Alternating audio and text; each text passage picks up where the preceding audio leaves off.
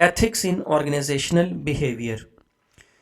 एक ऑर्गेनाइजेशन में जो एम्प्लॉयज़ काम करते हैं उनके बिहेवियर को गाइड करने के लिए ऑर्गेनाइजेशन के जो प्रिंसिपल्स होते हैं, वैल्यूज़ होती हैं, स्टैंडर्ड्स होते हैं, कोड ऑफ कंडक्ट होता है। ऑर्गेनाइजेशन में एम्प्लॉयज़ का बिहेवियर कैसा होना चाहिए, इसे कहते हैं एथिक्स। एक ऑर्गेनाइजेशन में बहुत सारे एम्प्लॉयज़ काम करते हैं।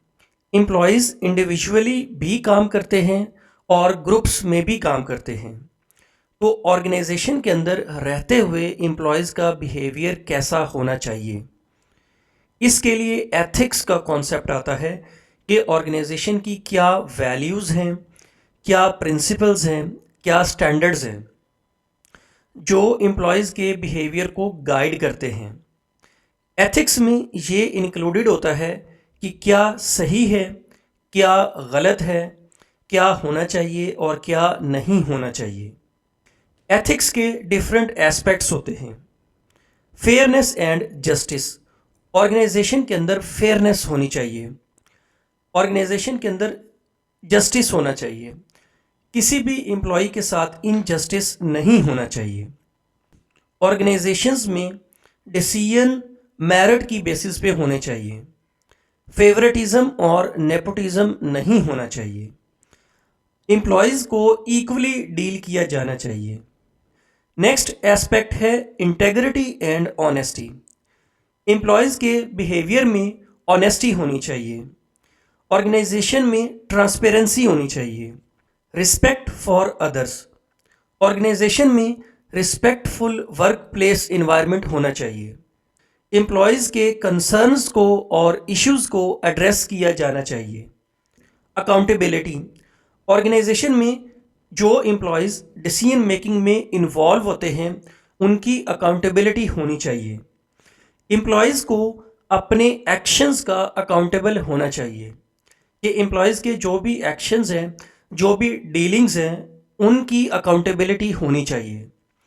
ऑर्गेनाइजेशन की जो इन्फॉर्मेशन है, जो सीक्रेट्स हैं, उनको कॉन्फिडेंशियल रहना चाहिए। इंफॉर्मेशन को लीक नहीं होना चाहिए। ऑर्गेनाइजेशंस के अंदर मैनेजमेंट के डिफरेंट लेवल्स होते हैं। हर एक लेवल पे जो इंफॉर्मेशन शेयर की जाती है उसको कॉन्फिडेंशियल रहना चाहिए। एथिक्स का एक और इम्पोर्टेंट एस्पेक्ट है सस्टेनेबिलिटी। एक ऑर्गेनाइजेशन को इन्वायरमेंट, सोसाइटी और फ्यूचर जनरेशन के बारे में भी सोचना चाहिए।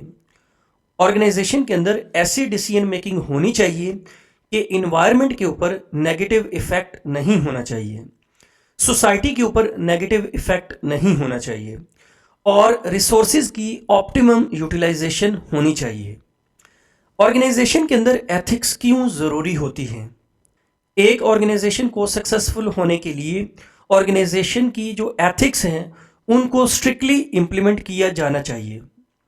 ऑर्गेनाइजेशन के अंदर एथिकल प्रिंसिपल्स को इम्प्लीमेंट करके ऑर्गेनाइजेशन में हरासमेंट और डिस्क्रिमिनेशन से बचा जा सकता है।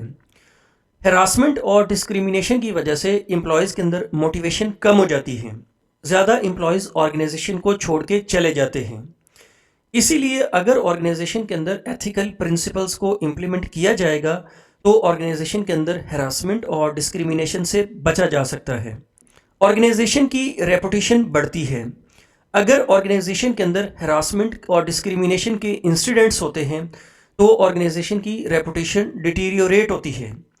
अगर ऑर्गेनाइजेशन अपनी एथिकल प्रिंसिपल्स को स्ट्रिक्टली इम्प्लीमेंट करती है तो ऑर्गेनाइजेशन के ऊपर ट्रस्ट बढ़ता है, ऑर्गेनाइजेशन की रेपुटेशन बढ़ती है, एम्प्लॉयज़ के अंदर मोटिवेशन डेवलप होती है, एम्प्लॉयज़ का मोराल बढ़ता है और अल्टीमेटली उससे एम्प्लॉयज़ की परफॉर्मेंस बढ़ती है। ऑर्गेनाइजेशन के अंदर प्राइवेसी को इंश्योर करने के लिए भी एथिकल प्रिंसिपल्स को इम्प्लीमेंट किया जाता है। हर एक एम्प्लॉय की अपनी एक प्राइवेसी होती है और प्राइवेसी को मेंटेन करने के लिए एथिक्स का होना बहुत ज़रूरी होता है। लीगल कंप्लायंस के लिए भी एथिकल प्रिंसिपल्स को इम्प्लीमेंट करना बहुत ज़रूरी होता है। गवर्नमेंट के अपने रूल्स एंड रेगुलेशंस होते हैं कि वर्क प्लेस इन्वायरमेंट कैसी होनी चाहिए, वर्क प्लेस इन्वायरमेंट के ऊपर किसी भी तरह की हरासमेंट, डिस्क्रिमिनेशन, फेवरेटिज्म, नेपोटिज्म नहीं होना चाहिए। एम्प्लॉयज़ की प्राइवेसी को मेंटेन किया जाना चाहिए। ऑर्गेनाइजेशंस में एथिक्स को इम्प्लीमेंट करना ये लीगल कंप्लायंस में भी आता है। ये कॉन्सेप्ट था एथिक्स का। I hope you understand my point. Thank you very much.